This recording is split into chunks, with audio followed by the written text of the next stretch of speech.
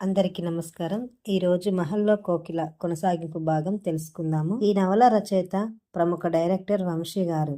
ఇదివరకటి కథలు కావాలంటే నా ఛానల్లో ప్లేలిస్ట్ ఉందండి, ఓపెన్ చేసి చూసుకోగలరు.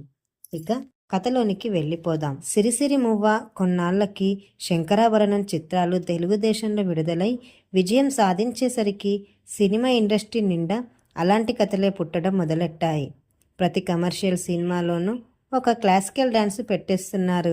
ఆ రోజు ఉదయం కోకిల ఇంటికి సేతు మాధవన్ అని తమిళ ప్రొడ్యూసర్ వచ్చాడు. కోకిల ఇంకా నిద్ర లేవలేదు. దేవదాస్ రేపు కాస్త ఆలస్యంగా వస్తానని నిన్న రాత్రి చెప్పే వెళ్ళాడు. ఆఫీస్ రూమ్లో దేవదాస్ కూర్చునే కుర్చీలో కూర్చుని జయ మాట్లాడుతుంది ప్రొడ్యూసర్ సేతు మాధవన్తో. లేదు సార్, ఆమె యాక్ట్ చేయదు. చేసే ఉద్దేశమే ఉంటే 4 ఏళ్ల క్రితమే ఆమెకి మంచి అవకాశాలు వచ్చాయి. అయినా ఈ సినిమాల్లో ఉన్న మోసం దగ మరెక్కడా లేదండి. రేపొద్దుట ఆమె స్టార్ కావచ్చు. కొన్నాళ్ళకి ఆమె మార్కెట్ పోతే ఇటు డాన్సర్గాను బ్రతకలేక, అటు ఆర్టిస్టుగాను బ్రతకలేక అడకత్తర్లో పడి నలిగిపోతుంది. లేదు జయగారు, అలా అనకండి. సినిమాలో యాక్ట్ చేసినంత మాత్రాన డాన్సర్గా ఆమె విలువ పోతుంది అనడం అబద్ధం. ఆమెకుండే గౌరవం ఆమెకు ఎప్పుడూ ఉంటుంది. ఇక మోసం దగ అంటారా, అది లేనిదెక్కడ?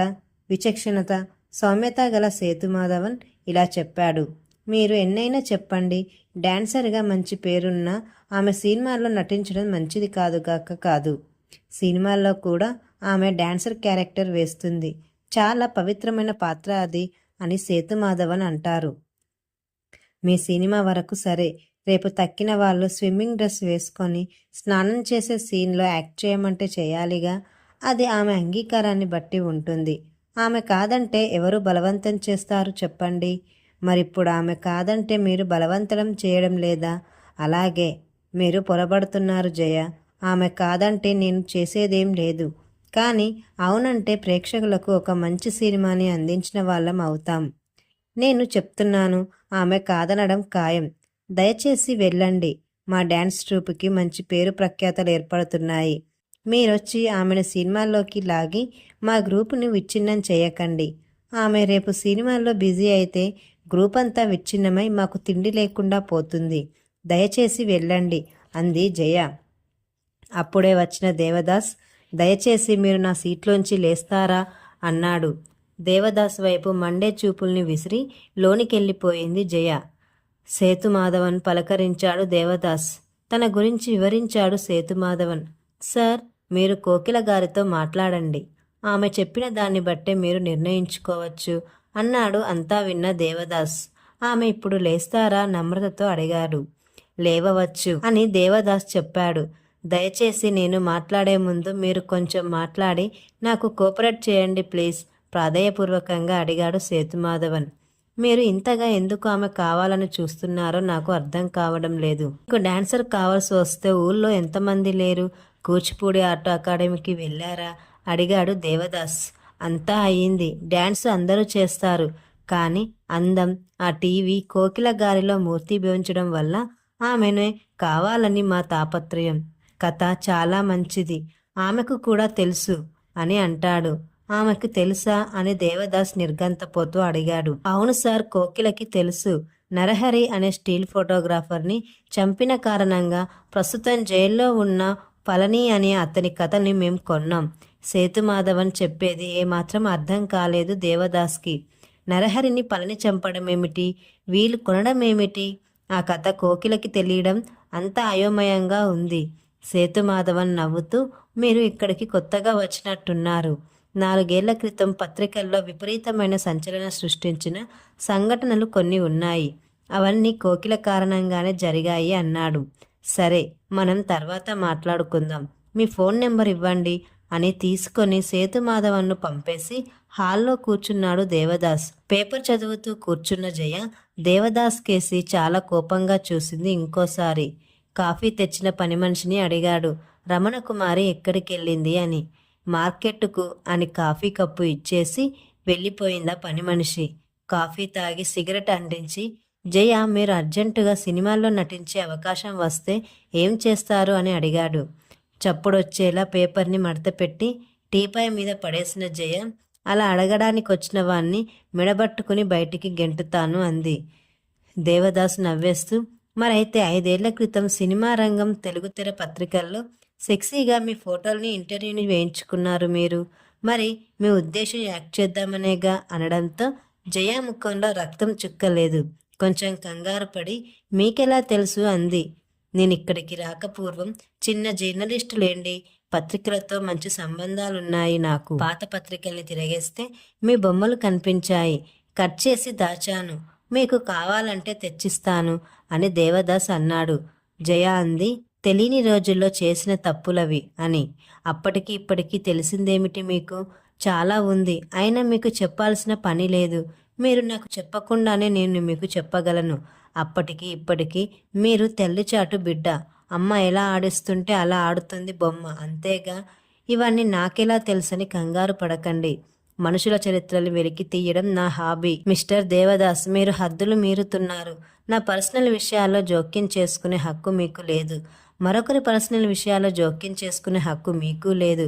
మీరే కోకిల అయినట్టు సేతుమాధవన్తో తేల్చి చెప్పే హక్కు మీకెవరిచ్చారు? ఆమె మా ఫ్యామిలీ ఫ్రెండ్. ఈ వచ్చినప్పటి నుంచి మా స్కూల్లో డ్యాన్స్ నేర్చుకొని మా ద్వారానే వృద్ధిలోకి వచ్చింది గనుక చెప్పే అధికారం హక్కు మాకుంటాయి అని లేచి విసవిస బయటికెళ్ళిపోయిన జయ మధ్యాహ్నం వాళ్ళమ్మ లీలని వెంటబెట్టుకొచ్చింది. కాస్త పొట్టిగా బొద్దుగా ఉండే లీలకి 50 ఏళ్ళు ఉంటుంది. చూడు కోకిల, నీ హోదా రోజు రోజుకి పెరగడంతో నీ చుట్టూ కొత్త కొత్త జనం పెరుగుతున్నారు. అది సహజం కాబట్టి కాదనను. కాని వాళ్ళు నీలో కొత్త కొత్త ఆలోచనలు నూరిపోస్తుంటే అన్నీ తెలుసున్న వాళ్ళంగా మేం అప్పుడు నిన్ను ఆదుకోవాల్సిన అవసరం ఏర్పడుతుంది. ఎవరెంత రెచ్చగొట్టినా నువ్వు సినిమాలో యాక్ట్ చేయడానికి వీలు లేదు. మీరు మాట్లాడేదేమిటో నాకేం అర్థం కావడం లేదు విసుగ్గా అంది. అదే ప్రొద్దుటి విషయం. నీ సెక్రటరీ జయని అనవసరంగా ఏదేదో అన్నాడట. తనకి అక్కర్లేని ప్రసంగం అంతా చేశాడట. ప్రొద్దుటేం మాట్లాడుకున్నారో తెలీదు. అక్కర్లేని ప్రసంగం అతను చెయ్యడు అంది కోకిల. నీకు అతని మీదున్న నమ్మకానికి చాలా సంతోషం కోకిల. కానీ అతను చెప్పాడని నువ్వు సినిమాల్లోకి చేరొద్దు. నువ్వే అలా చేస్తే నిన్ను నమ్ముకున్న 10 మందికి దరిద్రం పడుతుంది. అతను నాకేం చెప్పలేదు ఇంతవరకు. మీరు చెబుతుంటూనే వింటున్నానిప్పుడు, అంతే. జయ లేచింది. వాడో ఫూల్ మమ్మీ. అమాయకంగా కనిపించే వాళ్ళని కళ్ళతో లాగేసుకుంటాడు. He is fraud master. Jaya, అనవసరంగా అతన్ని నా ముందు అవమానించకు. అతనంటే నాకు చాలా గౌరవం.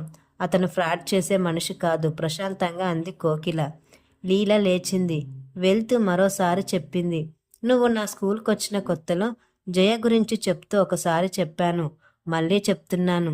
మెత్తగా బిగుసుకునేలా నీ ఉచ్చి నువ్వే ఏర్పాటు చేసుకోకు. వస్తాను అని నడిచింది. ఆమెను అనుసరించింది జయ. దయ వెళ్ళిపోయిన నాటి నుంచి అశాంతికి గురైన కోకిలకి వీళ్ళొచ్చి మాట్లాడి వెళ్ళాక పిచ్చెక్కినట్టయింది. హాలంతా కలియదిరుగుతుంది. దేవదాస్ ఆ టైంలో లేడు. టెలిఫోన్ బిల్లు కట్టడానికి వెళ్ళాడు. ఆ రాత్రి ఆమెకు ఎంతకీ నిద్ర రాలేదు. చనిపోయిన నరహరి, పళని గుర్తుకు వస్తున్నారు. వాళ్ళు చెప్పిన మాటలు, లీల ప్రసంగాలు చెవుల్లో మార్మోగుతున్నాయి. తెల్లవారే ముందు అనుకుంది, నేను సినిమాలో నటించడం అనేది జరగని పని. దశయే దిశకి తిరిగినా అది జరగదు. నర్తకిగా చనిపోవడమే జరుగుతుంది అని. ఉదయిని అనే సాంస్కృతిక సంస్థ వాళ్ళు ఎడ్వర్డ్ ఇలియట్స్ రోడ్లో ఉన్న మ్యూజికల్ అకాడమీలో కోకిలకి సన్మానం ఏర్పాటు చేశారు. చాలామంది సంగీత ప్రియులు, కళాకారులు, కళా పోషకులు హాజరైన పెద్ద సభ అది. చాలామంది యువ నర్తకి కోకిలని చాలా పొగిడారు. చాలా తక్కువ కాలంలో పైకొచ్చినందుకు ఆమె ప్రతిభను మెచ్చుకున్నారు. సన్మానం ముగిశాక కారులో ఇంటికొస్తుంటే కోకిల చాలా ఆనందంతో ఏదేదో మాట్లాడేస్తుంది రమణతో. అదే సమయంలో దేవదాస్ అన్నాడు, మేడం, రేపు నేను రావడం లేదు అని. ఏం? నవల మొదలు పెడుతున్నాను. ఏ నవల? అదే మొన్న చెప్పలా, డాన్సర్ మీద నవల. వెంకటనారాయణపురం అనే ఊళ్ళో ఒక పురాతన బంగళా ఉంటుంది. స్టాప్ ఇట్ అని గట్టిగా అరిచింది కోకిల. కారు ఆగిపోయింది. నువ్వు పోనీ డ్రైవర్తో అంది రమణకుమారి. ఆమె అలా అరిచినందుకు డ్రైవర్, రమణకుమారి ఆశ్చర్యంగా చూస్తున్నారు.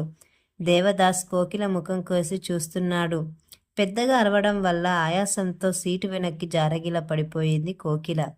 ఆమె ముఖంలో ఆనందం కొన్ని వేల మైళ్ళ దూరం పారిపోయింది. ప్రచండ వాయువులు వీచే ఎడారిలో దిక్కు తెలియక ధైన్యంతో ఎగిరే పావురంలా గిలగిలలాడుతుంది బీద మనసు. కారు ఇంటి ముందు ఆగింది. దేవదాసుని లోనికి పిలిచింది కోకిల. చెప్పు, ఈ కథ ఎక్కడిది అని గర్జించింది కోకిల. నా సొంతం అన్నాడు ధీమాగా. కాదు, మరైతే ఎక్కడిదంటారు? ఏమో, నాకేం అర్థం కావడం లేదు. మీరెక్కడైనా చదివినట్టుందా లేక విన్నట్టుందా? పోనీ మరికొంచెం వివరించమంటారా? ప్లీజ్ దేవదాసు, నాకు చెప్పొద్దు, దయచేసి చెప్పొద్దు అరుస్తున్నట్టే అంది. తనలో తను నవ్వుకున్నాడు దేవదాస్. అయితే ఆ వ్యక్తి చెప్పింది కరెక్టేనన్నమాట. ప్రపంచానికి తెలియకుండా ప్రపంచం మధ్య కీర్తితో బ్రతుకుతుంది కోకిల అనుకున్నాడు. కోకిలలో అశాంతి రోజు రోజుకి పెరిగిపోతుంది.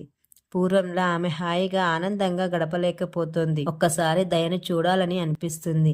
దేవదాసుని వదలలేకపోతుంది. అతనిలో ఆమెకు ఎవరో కనిపిస్తున్నారు, తన ఆత్మీయమైన వాళ్ళలాగా. కానీ అతను తన పక్కనుంటే మనసు అల్లకల్లోలమై నరకం మంచుని చూస్తుంది. నెలకు 6-7 ప్రోగ్రామ్స్ ఇస్తూ తక్కిన ఖాళీ రోజుల్లో ఆమె ఇలాగే అశాంతితో నలిగిపోవాల్సి వస్తుంది. ఒక్క నిద్రపోయేటప్పుడు తప్ప, తక్కిన సమయమంతా ఊపిరి సలపనంత పనుంటే తప్ప శాంతి ఏర్పడదనిపిస్తుంది అప్పుడప్పుడు. ఈ కథకు కొనసాగింపుగా మరొక భాగం ఉంటుంది. ఈ కథ కనుక మీకు నచ్చినట్లయితే నా ఛానల్ని లైక్ చేయండి, షేర్ చేయండి, మరియు సబ్స్క్రైబ్ చేసుకోండి.